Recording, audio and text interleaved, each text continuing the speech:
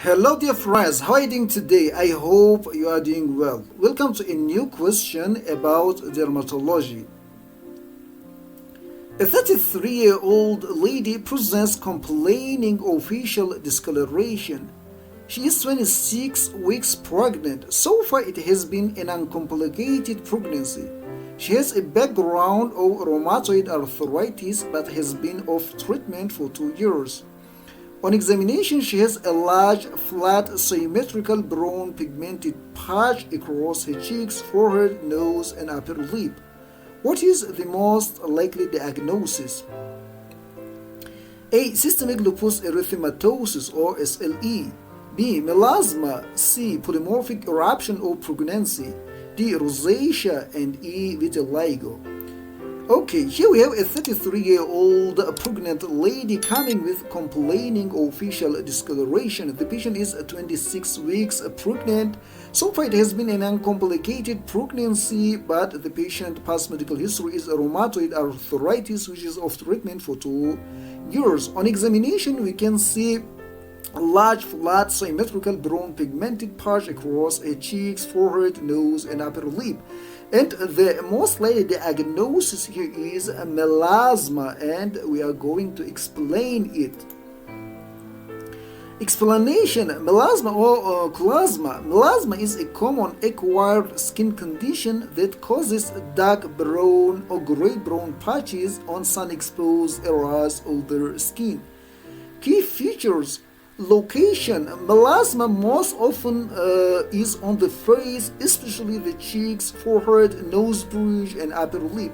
Appearance: the lesions are symmetrical, irregular, but well defined, hyperpigmented patches. Symptoms: melasma is usually asymptomatic. There is no itching or pain, but it's mainly a cosmetic concern. As we can see here, we can see the patches of melasma on the face of these patients.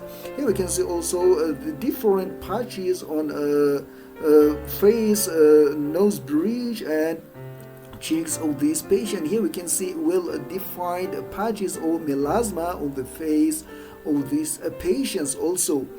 As we can see here, the patients all has dark skin, or in Fitzpatrick grading, they are in grade 3 to 5.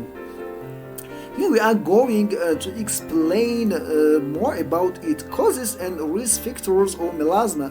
Sun exposure or UV radiation is the most important factor. Hormonal change in pregnancy, which is called chloasma or mask of pregnancy, oral contraceptives, and hormone therapy all are causes and risk factors of melasma. Drugs and cosmetics, like some medications or irritant skin products, may trigger melasma. Genetic predisposition, family history increases the risk. Skin type, more common in darker skin tones or Fitzpatrick types 3 to 5, as we said. As we can see here, we can see Fitzpatrick grading from type 1 to type 6. Type 1 is white skin, type 2 is beige, type 3 is light brown, and type 4 is medium brown, type 5 is dark brown, and type 6 is a black skin type. And melasma is common from type 3 or light brown, type 4 medium brown, and type 5 dark brown skins.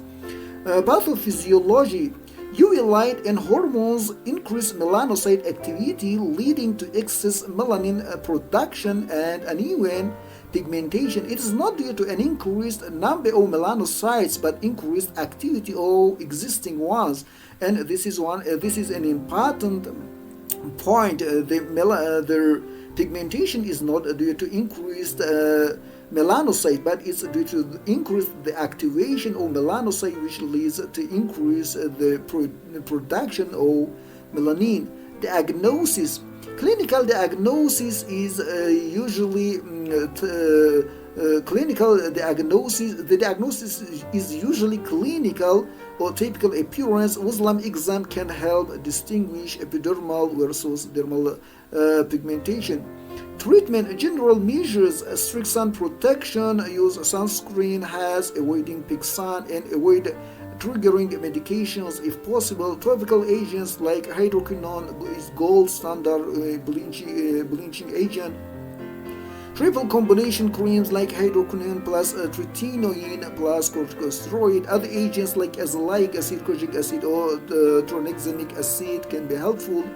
Procedures for resistant cases: chemical peels, laser, microneedling, but must be used carefully to avoid worsening pigmentation. Treatment of melasma in pregnancy: since pregnancy is a sensitive period, safety for the mother and fetus comes first. Safe and recommended. Strict sun protection is most important. Broad spectrum mineral sunscreen like zinc oxide or titanium oxide with SPF equal or more than 30 is important. Wide brim hats, avoiding peak sunlight is important. Gentle skincare, mild cleansers and moisturizers, and avoid irritating products. A camouflage makeup or a tinted sunscreen can help cover pigmentation safely. Avoid during pregnancy. Hydroquinone absorbed systemically and not recommended during pregnancy. Tretinoin or other retinoids are contraindicated in pregnancy due to the teratogenicity of retinoids. Oral tranexamic acid not advised in pregnancy, and chemical pills, lasers usually postponed until after delivery. Okay, this was a short explanation about melasma and chloasma presentation and management. Thank you for your attention.